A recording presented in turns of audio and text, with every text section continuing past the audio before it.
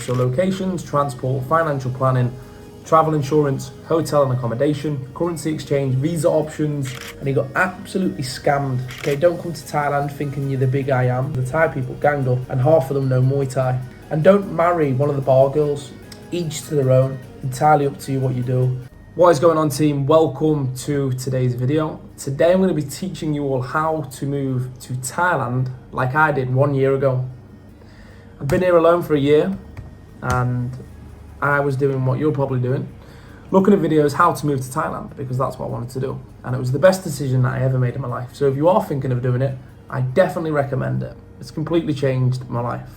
So getting in today's video, this is what we are going to cover in today's video.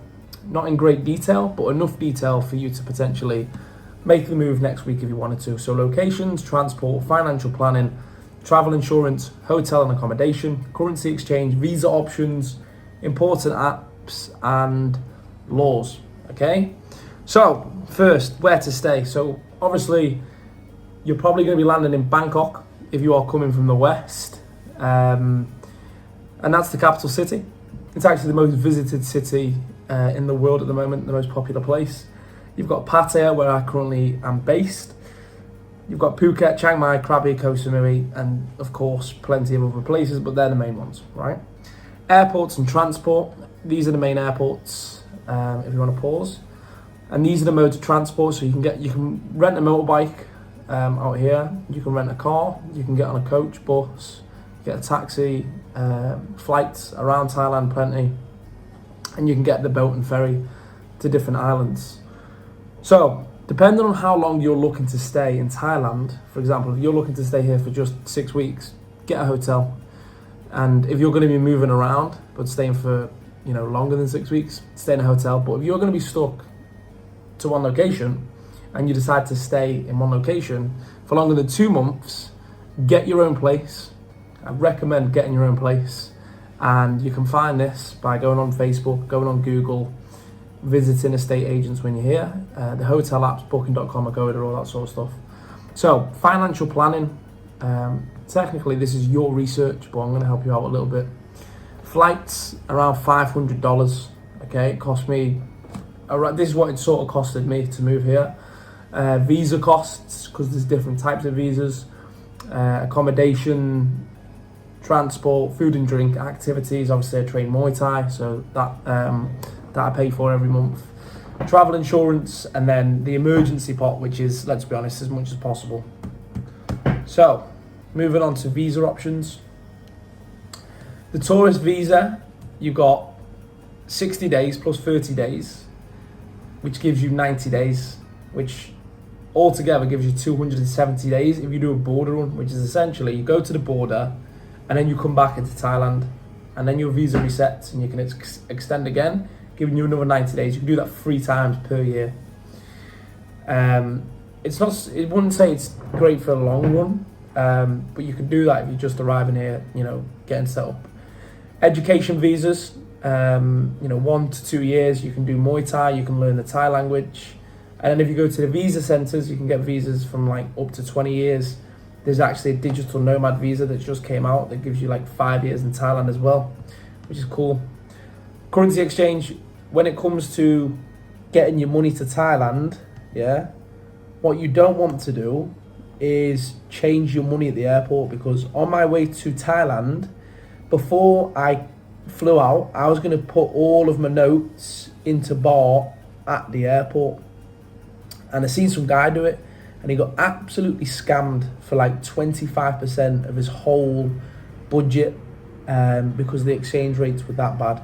So use a proper exchange booth when you get in Thailand or in your home country, and make sure you look up on Google the exchange rate. Helpful phone apps.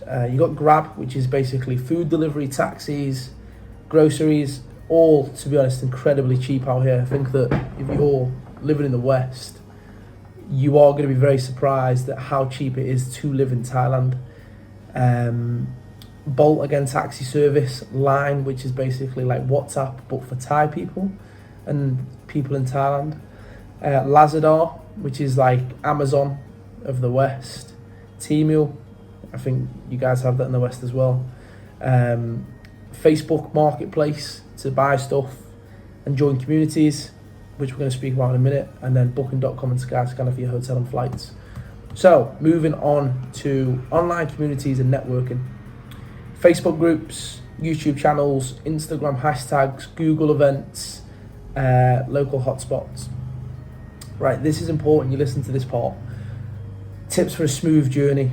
Okay, there's some things that you should do and you should not do. If you want to do these things, that is up to you.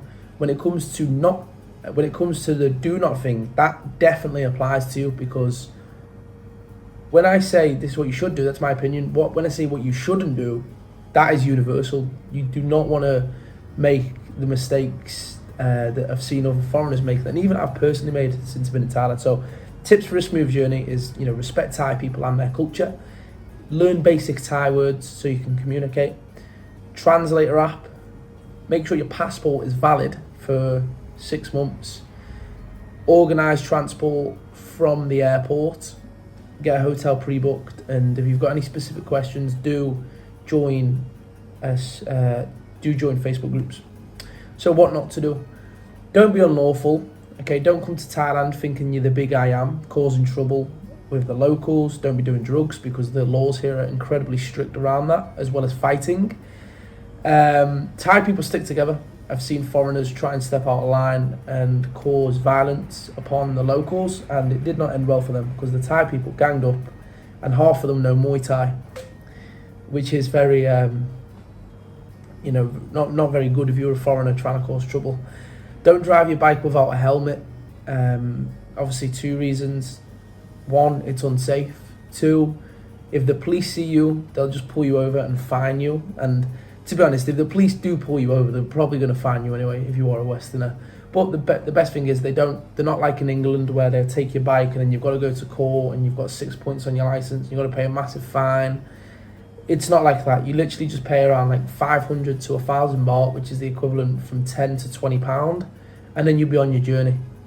Don't miss your visa extension or your border run, because if you do, you might get deported, or you might even get arrested and you won't be allowed back in Thailand for a long time. Don't have less than 6 months on your passport, obviously you won't get in. Don't party all the time. Bad habits really do lead to bad choices, and you don't want to end up in a bad place in Thailand, be in jail or in trouble. And don't marry one of the bar girls and fall in love with them. Look, at the end of the day, if you want to go with the bar girls, this is for the men. If you want to go for the bar girls, it's up to you. Just be very mindful that they've seen people like you hundreds and hundreds of times before.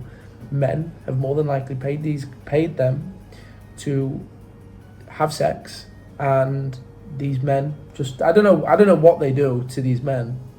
I see through it, but these men fall in love with them. Each to their own. Entirely up to you what you do.